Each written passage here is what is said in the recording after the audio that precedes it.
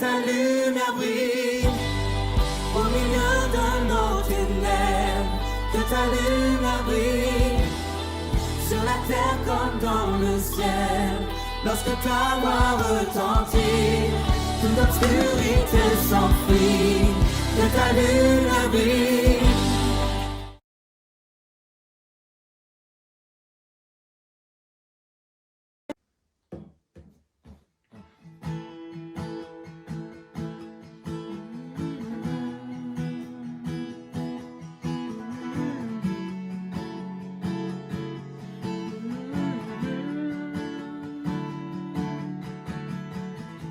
Je veux chanter et louer, peu importe ce que je vis, le ressuscité vit en moi.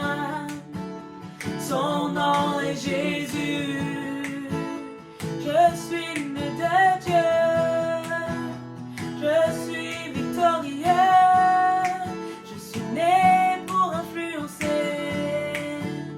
rempli du Saint-Esprit.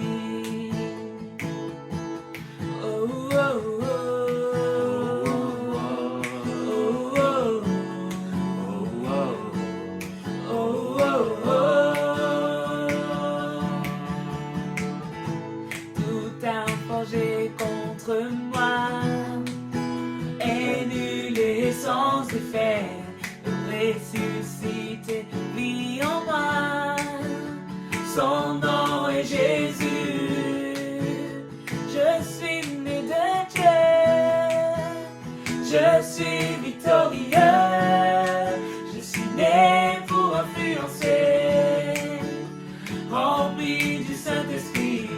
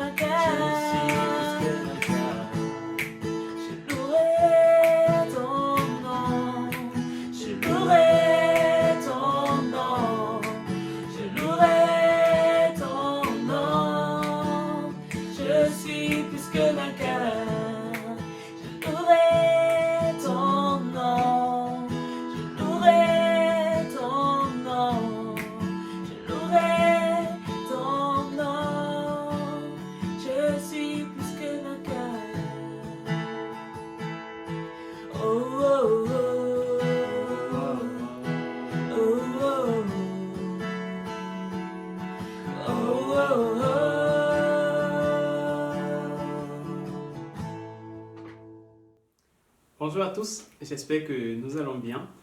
Alors pour moi c'est un réel plaisir de vous avoir encore d'être avec vous pour ce temps de culte.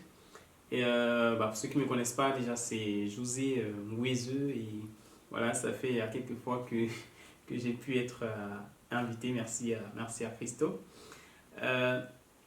Alors, comme toujours en fait on réfléchit, se dit mais de quoi est-ce qu'on va parler? Et voilà, je me suis laissé un peu inspirer par nos différents sens en fait qu'on a et le plus en fait celui qui a le plus attiré mon attention en fait c'est la vue et on va parler aujourd'hui donc de ce sens-là. Alors pour continuer donc on va parler de quel est l'état de notre vue. Bien sûr, on reste vraiment sur le plan spirituel. Je vous rassure, je ne suis pas du tout médecin, je suis pas, j'ai pas cette capacité à pouvoir examiner les yeux ou le corps de quelqu'un d'une manière ou d'une autre. Mais on va le regarder vraiment sur le plan de la Bible au travers des Écritures. Et je nous invite donc à lire dans Matthieu 20 du verset 29 à 34. Je vais lire pour nous. Lorsqu'ils sortirent de Jéricho, une grande foule suivit Jésus Et voici deux aveugles assis au bord du chemin entendirent que Jésus passait et crièrent, aie pitié de nous, Seigneur, fils de David. La foule le reprenait pour les faire taire, mais ils crièrent plus fort, aie pitié de nous, Seigneur, fils de David. Jésus s'arrêta, les appela et dit, que voulez-vous que je vous fasse?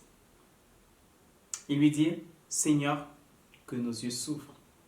Ému de compassion, Jésus toucha leurs yeux et aussitôt, ils recouvrèrent la vue et le suivirent. Amen. Alors, dans la première partie que je voudrais qu'on développe en fait, ce sera quel diagnostic pour quel traitement. Quand on lisait donc le texte, ils nous font savoir, en fait on a cette foule qui, c'est cette foule qui empêche en gros les aveugles de pouvoir crier à Jésus, et ensuite Jésus qui prend conscience du fait qu'on crie vers lui, et il leur dit, que voulez-vous que je fasse pour vous? Là, il y a un état des lieux qui va être fait, un diagnostic en fait, qui va être fait pour pouvoir derrière avoir un traitement qui va suivre. Donc, j'ai toujours entendu dire que c'est le malade qui va vers le médecin, et je crois que c'est réel parce que on le fait tout le temps, on ne se sent pas bien, du coup on prend rendez-vous chez le médecin. Il y a quelques jours encore, je l'ai fait, et quand je suis arrivé chez le médecin, la question qu'elle m'a posée quand elle m'a accueilli, c'est « Que puis-je faire pour vous ?» Voilà, ça veut dire qu'on a un problème, on identifie, et là on voit un médecin pour pouvoir trouver la solution justement à notre problème, ou nous aider déjà à comprendre même pourquoi est-ce qu'on ne se sent pas bien. C'est la même chose qui va se passer dans le cas présent, et là on va voir un Jésus qui passe tout près en fait du malade et se laisse donc interpeller par le malade. Un diagnostic est posé, que voulez-vous que je fasse pour vous? Selon une étude en fait réalisée entre le 1er et le 2 août 2019, il en ressort en fait que 70% des Français portent des lunettes. Et bien sûr, j'en fais partie vu que je porte des lunettes. Pas simplement parce que voilà, c'est lunettes de soleil, parce qu'on se protège, on protège sa vue et tout, mais parce qu'il y a derrière un diagnostic qui a été fait et le résultat c'est qu'il faut mettre des lunettes. Après bien sûr, parfois un traitement qui est réalisé, voilà, et au terme duquel on va quand même mettre des lunettes. Je me suis posé la question, mais est-ce que si on rentrait quelques années en arrière encore, est-ce qu'on aurait atteint les 70%? Je pense que non, et simplement parce que la technologie évolue et plus on a une façon de fonctionner ou bien de travailler aujourd'hui qui est totalement différente en fait de ce qui s'est passé il y a quelques années en arrière. Nos parents, c'était plus, beaucoup, c'était plus dans des activités un peu de style agriculture et tout. On n'était pas trop devant des ordinateurs, devant des PC comme aujourd'hui. Je le dis parce que le mal peut être distant d'une personne à une autre en fait. Moi principalement c'est plus en fait pour les écrans que je vais mettre des lunettes tel qu'on me l'a expliqué. Pour d'autres personnes ce sera plus parce qu'ils ne peuvent pas voir de très près, d'autres parce qu'ils ne vont pas voir de très loin en fait. Et il y a des thèmes encore plus scientifiques en fait pour définir ces différents mots. Et on va se retrouver soit à mettre des lunettes, soit à mettre des lentilles pour d'autres personnes. Au final, c'est un diagnostic qui a été effectué pour pouvoir identifier le mal et derrière, il y a une ordonnance en fait qui va suivre. Sur le plan spirituel, au même titre que la technologie, voilà, on se rend compte qu'il y a des choses qui changent, plein de choses en fait autour de nous et qui vont également altérer notre vision des choses. On a le cas par exemple actuel avec la pandémie, on a des cas un peu différents encore, des difficultés, des accidents, plein de choses en fait qui très souvent nous ramènent à nous poser des questions et cette question parfois existentielle qui est là pour dire mais où est Dieu quand toutes ces choses en fait arrivent. Mais le problème parfois c'est pas que c'est Dieu qui cause ces problèmes mais nous-mêmes les hommes en fait. Et on reste moins attentif en fait à ce que Dieu peut nous dire. On se rend donc compte qu'on a besoin quelque part que notre vision des choses soit renouvelée, qu'elle soit régénérée en Christ, comme ces aveugles qui peuvent crier en fait à Jésus. L'apôtre Paul, dans ses écrits, parle d'un voile qui demeure devant les yeux. Il parle comme des écailles, en fait, qui ont besoin d'être ôtées. Là, principalement, ça fait référence à la repentance, pour dire, voilà, on est éloigné de Christ, on a besoin de se rapprocher de lui. Encore ici, il faut prendre conscience du fait que ce besoin est là et qu'on doit aller vers ce médecin qui est capable de nous redonner la vue d'une manière extraordinaire. Et c'est Jésus qui peut le faire. Une chose encore qui est sûre, quand on parle du miracle, je me dis toujours, le plus grand des miracles, c'est la résurrection, de faire passer quelqu'un de la mort éternelle à la vie éternelle. Et il n'y a qu'une seule personne qui est capable de le faire, c'est Jésus. Bon, je vais essayer de ne pas m'éloigner, comme ça on va rester centré sur ce qui nous concerne aujourd'hui. Je révisualisais encore dans ma tête, dans mon esprit un peu ce combat vraiment spécial qui s'est passé dans la Bible et beaucoup en parlent encore aujourd'hui entre David et Goliath. Et je me suis dit, waouh, un David, physiquement, si on voulait regarder, ne pouvait pas vaincre Goliath qui était grand de taille. Mais quand on regarde en fait la stratégie adoptée par Goliath, c'était quoi? Chaque jour, il venait et il se présentait au peuple d'Israël dans cette bataille, dans ce combat. Qui parmi vous peut venir m'affronter? Et là, il l'affectait un sens et un autre encore. Parce que là, il va attaquer la vue. Et là, on le regarde, on voit un Goliath qui est grand, qui est, voilà, robuste, c'est, voilà, avec son épée et tout. Il dit, mais qui parmi nous peut réussir à vaincre Goliath? Et pour utiliser un terme encore qui est utilisé par d'autres personnes dans la Bible, en fait, tout dit, nous sommes à ses yeux comme des sauterelles, mais nous n'allons jamais pouvoir vaincre Goliath. Et ce qui se passe, parce que la vue de ces personnes ne s'était pas laissée renouveler, en fait, pour savoir, mais au final, est-ce que Goliath qui se présente tel qu'il est véritablement capable de nous vaincre tous? Ou est-ce que on n'a pas la possibilité? Est-ce qu'il est véritablement fort tel qu'il le dit? On a David qui viendra, physiquement parlant, quand on regarde à sa vue, on se dit, mais non, c'est pas possible. En plus, il n'a pas d'armure. Il n'a que sa fronde et une pierre. Simplement parce que on va regarder les choses telles qu'on les voit physiquement. Et là, on se dit, notre vue a un problème, a un souci. Il faut un renouvellement. Pour revenir à notre texte, les deux aveugles persévèrent sans se laisser influencer par la foule qui se tâte à les faire taire. Ils crient une fois, et pas une fois simplement, Seigneur, aie pitié de nous. Aie pitié de nous, ô fils de David. Ils crient à Jésus. Ils ne se laissent pas influencer.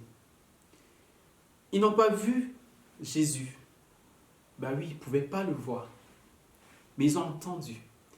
Et de savoir que Jésus passe et qu'on est capable de crier à lui qu'il nous vienne en aide, ça sous-entend qu'ils avaient déjà l'historique de savoir ce que Jésus a pu faire. Ce qu'il a pu réaliser. Et même s'ils n'ont pas vu, ils ont cru en ce qu'ils ont entendu. Et ils ont dit, Jésus, aie pitié de nous, fais quelque chose pour nous. J'aimerais qu'on relise un peu ensemble quelque chose qui s'est passé également dans la Bible, dans l'histoire chrétienne, qui va considérer, qui est plus focalisé en fait sur la conquête de Canaan par le peuple d'Israël, la terre promise en fait par Dieu. Et quand on regarde le rapport qui a été donné par les 12 espions qui ont été envoyés par Moïse, on est dans Nombre au chapitre 13, et tout le rapport en fait se présente à partir du verset 26 jusqu'au verset 33. Mais je vais regarder un peu plus au verset 27. Voici ce qu'ils racontèrent à Moïse. Nous sommes allés dans le pays où tu nous as envoyés. À la vérité, c'est un pays où coule le lait et le miel, et en voici les fruits. Eh bien oui, il vous l'avait dit. Dieu vous l'avait dit. Mais le peuple qui habite ce pays est puissant. Les villes sont fortifiées et grandes. Très grandes. Ce que nos yeux voient encore. Nous y avons vu des enfants d'Anak. Les Amalécites habitent la contrée du Midi. Les Étiens, les Jébusites et les Amoriens habitent la montagne. Et les Cananéens habitent près de la mer et le long du Jourdain. Caleb fit taire le peuple qui murmurait contre Moïse. Il dit, montons, emparons-nous du pays, nous y serons vainqueurs. Là, un homme de foi qui voit les choses de manière différente parce que son regard a été renouvelé. De même que Josué, qui avait une vision assez différente des autres. Ils étaient 2 contre 10. Mais les hommes qui y étaient allés avec lui dirent, nous ne pouvons pas monter contre ce peuple car il est plus fort que nous. Et ils décrièrent devant les enfants d'Israël le pays qu'ils avaient exploré. Ils dirent, le pays que nous avons parcouru pour l'explorer est un pays qui dévore ses habitants. Non. Tous ceux que nous y avons vus sont des hommes d'une haute taille. Et nous y avons vu des géants. Et là, il précise, enfants d'Anak, de la race des géants, nous étions à nos yeux et au leur comme des sauterelles. Ça, c'est le rapport qui est fait, et c'est par des leaders en fait. Et là, si un leader te fait un tel rapport, tu vas dire, oula, c'est vrai que non, il faut pas y aller. En plus, 10 contre 2, donc très très vite en fait, la décision est prise, le choix est fait. Parce que on s'est fié à ce que nos yeux voyaient de manière physique. Or, Dieu avait déjà dit, je vous donne le pays. Et c'est ainsi que notre vision peut être également erronée par rapport aux situations propres que nous traversons dans notre vie. Moi, j'avais écouté justement une prédication d'un pasteur que j'aime beaucoup écouter, qui a parlé justement de ce texte également. Et c'est très intuitif parce que quand il disait, donc, dans le pays, en fait, ils ont rencontré les bébés, ils ont rencontré les vieillards, les femmes, les hommes, les ados et tout, mais tous étaient des géants. Tous étaient des géants à leurs yeux. Et là, ils disent, mais si nous allons contre eux, nous n'allons pas les vaincre. Mais le texte ne nous dit pas qu'il y a eu un combat entre eux et le peuple.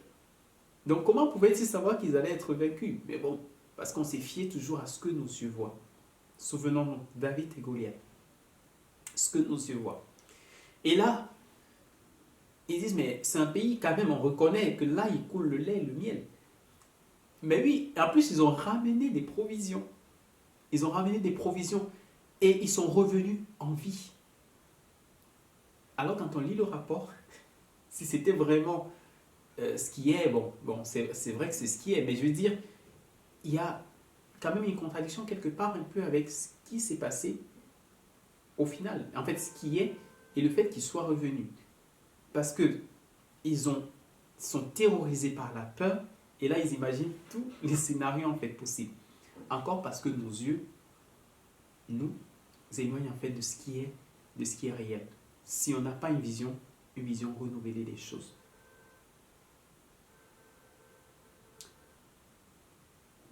Il y a quand même des provisions.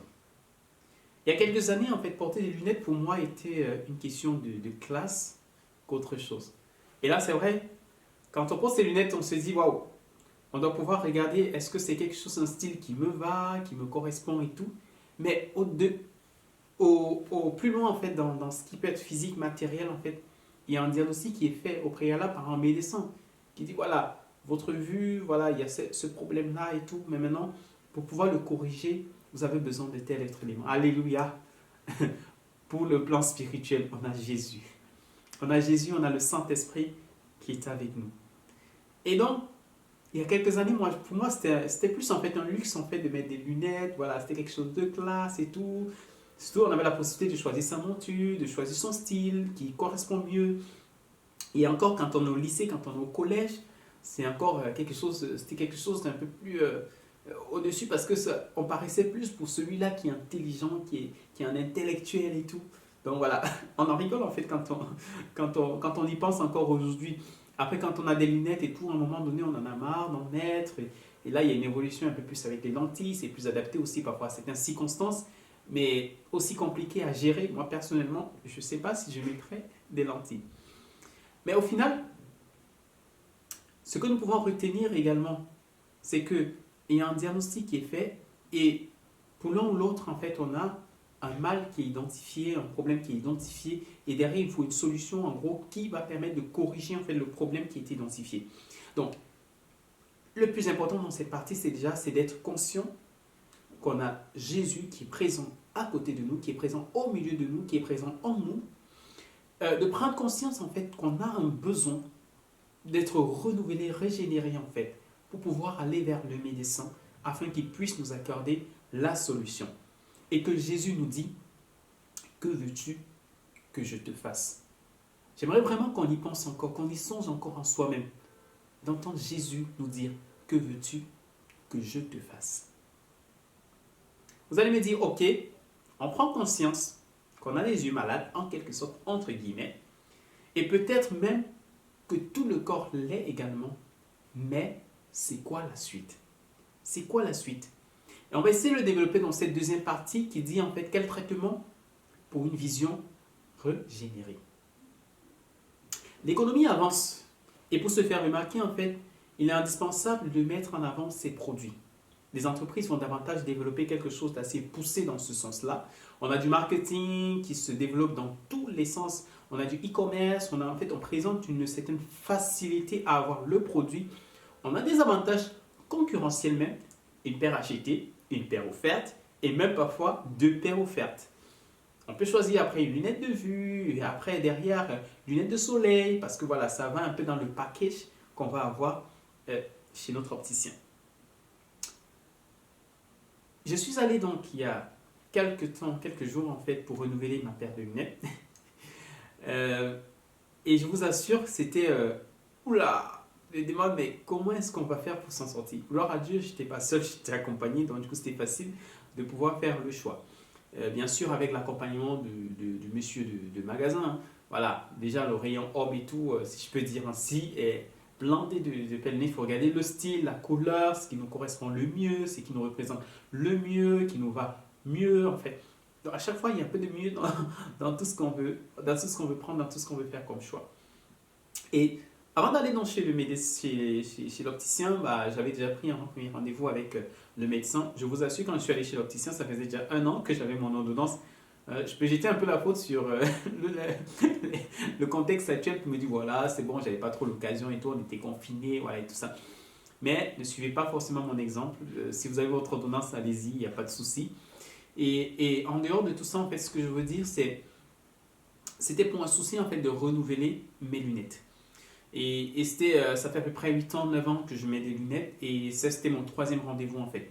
Et dans cela en fait je comprends le fait qu'on a besoin quelque part de pouvoir faire un check-up, de pouvoir aller voir est-ce que ma vue elle est toujours correcte, est-ce que j'ai besoin de quelque chose, de renouveler quelque chose, est-ce que voilà.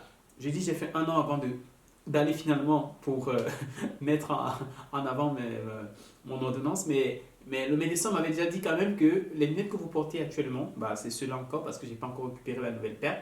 Ils sont encore bien, donc vous pouvez encore les utiliser, il n'y a pas de souci. Après, vous pouvez aller prendre la nouvelle paire. Donc, c'est du coup important en fait, spirituellement parlant, de revenir à Dieu, de revenir à Christ, de se dire, mais Seigneur, est-ce qu'il n'y a pas quelque chose qui a changé?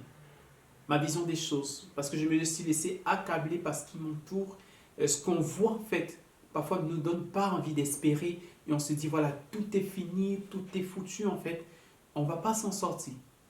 Mais quelque part, on a besoin de repartir vers le Maître et se dire, mais Seigneur, j'ai besoin de faire un check. J'ai besoin de voir, est-ce que je n'ai pas besoin d'une nouvelle paire de lunettes pour renouveler ma vue? Est-ce que je n'ai pas besoin d'un nouveau traitement, Seigneur? Est-ce que je n'ai pas besoin d'être régénéré en fait? Mon ordonnance, Seigneur, j'en ai besoin. Parce que je veux derrière quoi? Un traitement. Un traitement, en fait, à mon besoin. Et là, il peut nous dire, Non, c'est bon, je suis la bonne voie, mon ami. Continue comme ça. Ou il peut me dire, ne te laisse pas accabler par ça. Continue d'avancer. Regarde pas à ça, regarde pas à ci. Mais regarde à moi. Vous vous souvenez de cette parole de l'apôtre Paul quand il va dire, je cours vers l'objectif. Ayant les regards sur qui? Sur Jésus, le chef. Et je cours pour atteindre un objectif. Il est devant moi, je regarde à lui, je fixe, je cours. Et c'est ce qui est important. C'est ce qui est essentiel. J'espère que vous réussissez toujours à me suivre et que je ne vous ai pas perdu entre-temps.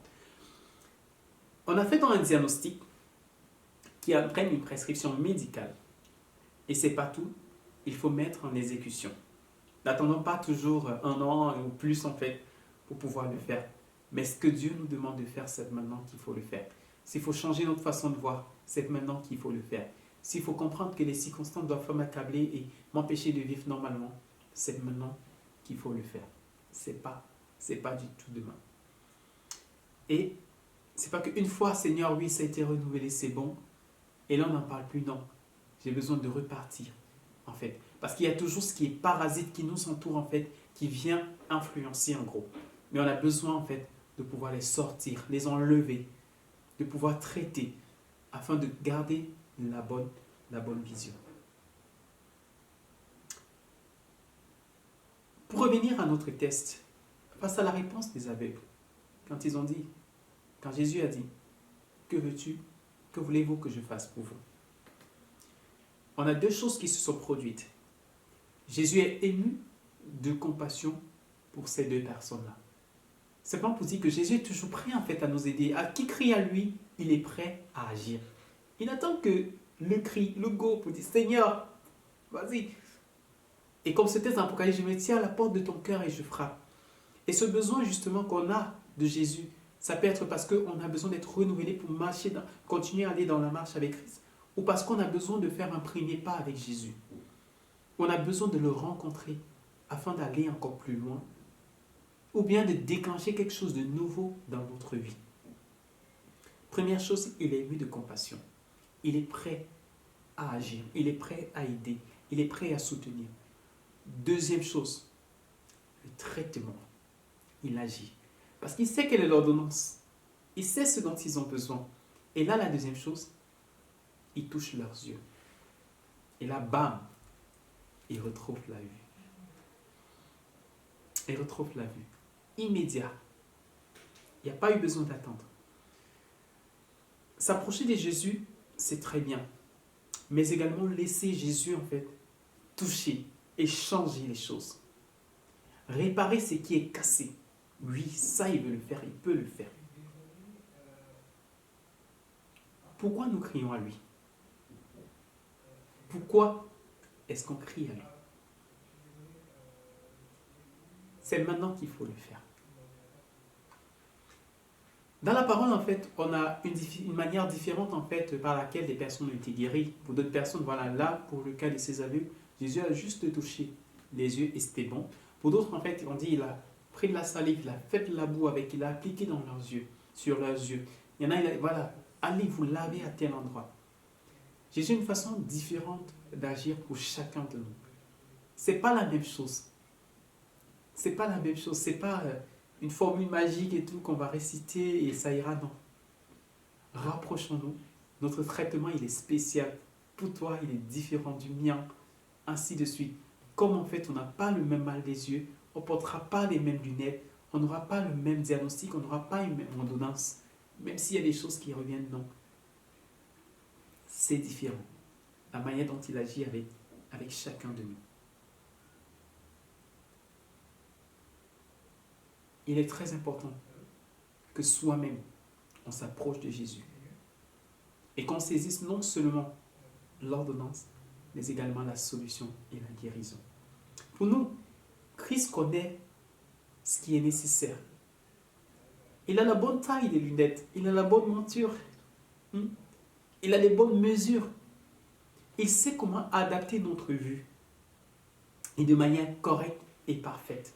Surtout, de voir ce qui est utile dans ce qu'on peut observer. Si nous laissons Dieu changer notre façon de voir les choses, nous réaliserons en fait principalement deux choses. La première chose que je veux donner, c'est devant chaque difficulté, nous verrons l'opportunité que Dieu nous offre. Quelqu'un disait que de voir un verre à moitié vide, j'aimerais le voir à moitié plein.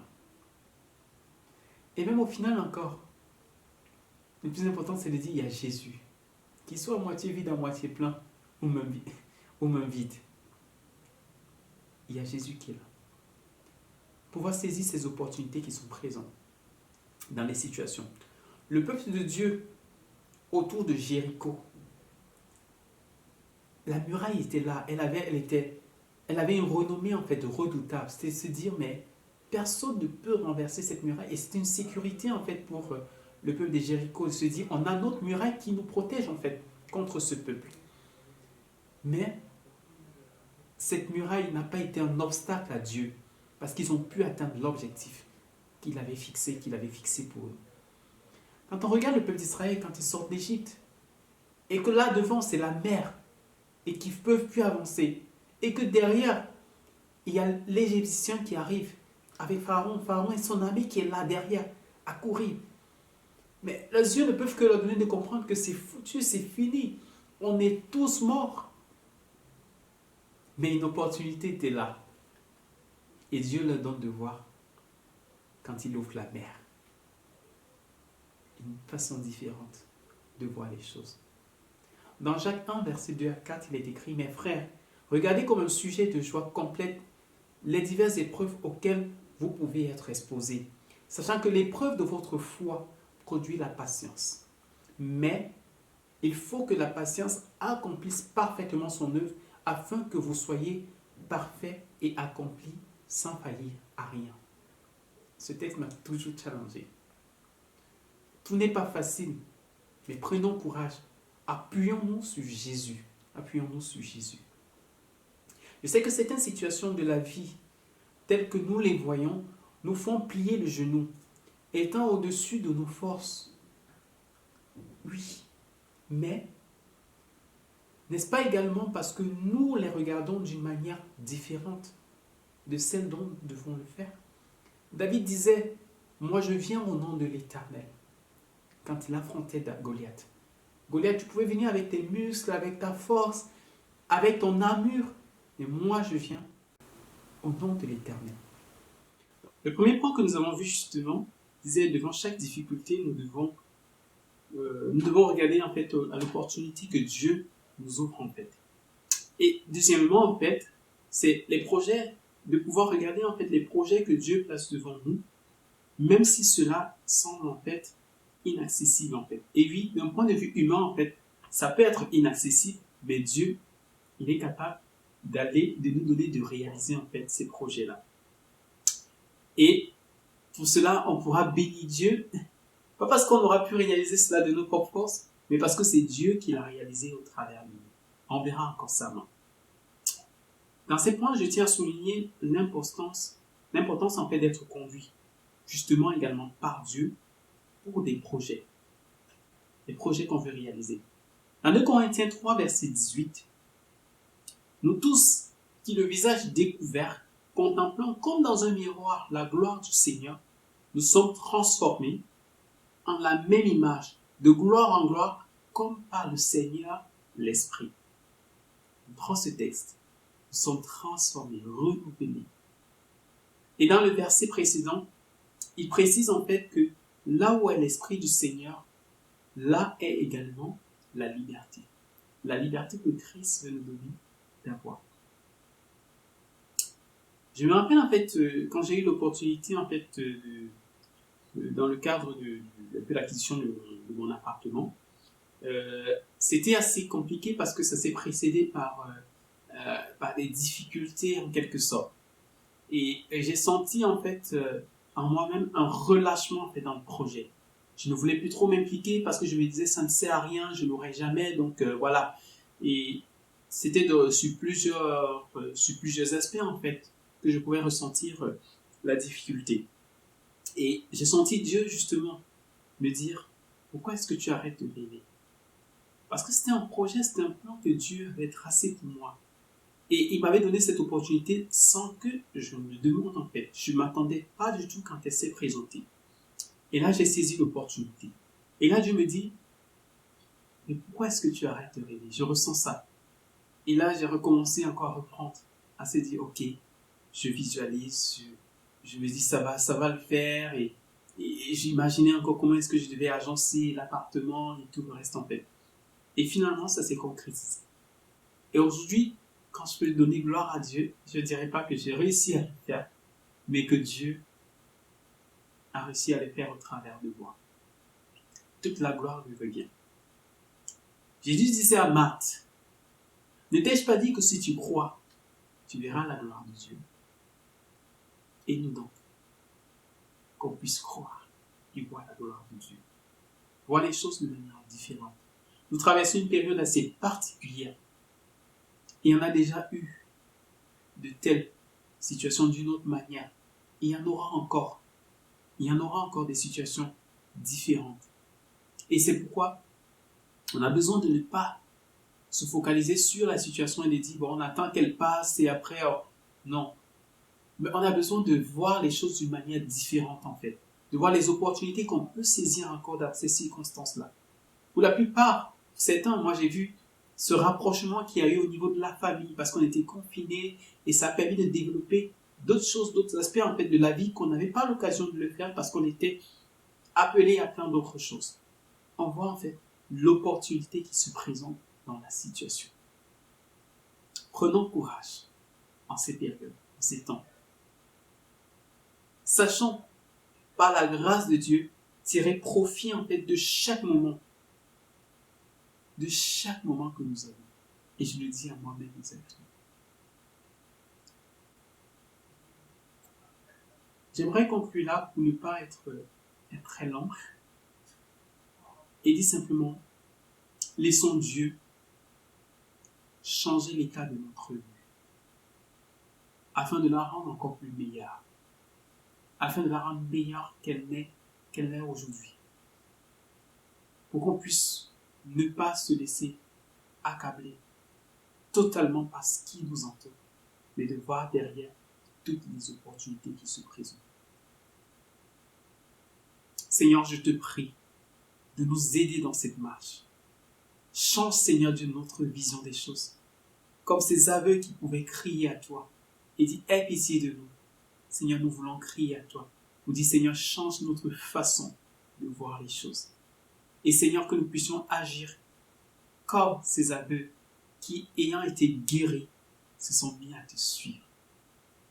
Oui, que nous puissions glorifier ton nom dans notre manière d'être et de faire. Que Dieu vous bénisse et qu'il nous donne d'être fortifiés, vraiment fortifiés, et que notre regard soit différent dans chaque chose, dans chaque situation que nous traversons. Gloire à Dieu. Amen.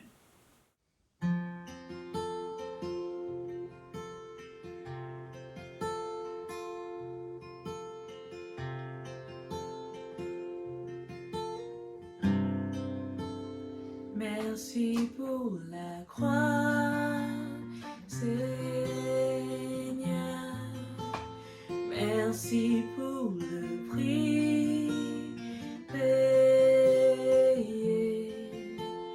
Tu as porté mon péché dans ton amour. Ta grâce m'a purifié. Merci pour ton bonté. Merci pour tes mains percées au torrent de ton amour. Je suis lavé et pardonné pour toujours. Tu es l'agneau assis sur le trône.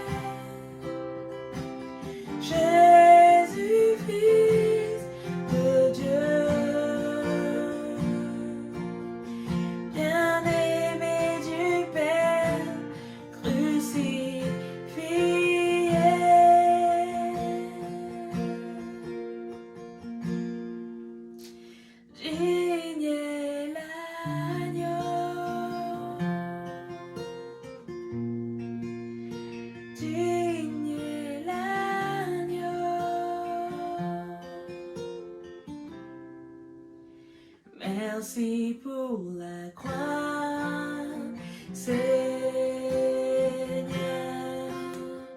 Merci pour le prix payé. Tu as porté mon péché par ton amour. Ta grâce m'a purifié. Merci pour ton bonté. Merci pour tes mains percées au torrent de ton amour. Je suis lavé et pardonné pour toujours. Digne est l'agneau assis sur le trône, couronné de l'huile, couronne, tu règnes en majesté. Saint et élevé, Jésus, Fils de Dieu, le trésor des cieux crucifié.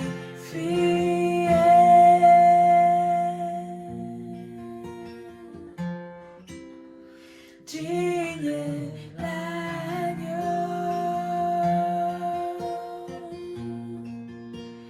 digne est l'agneau,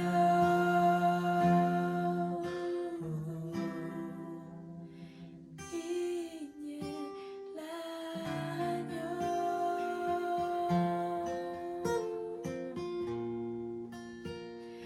digne est l'agneau.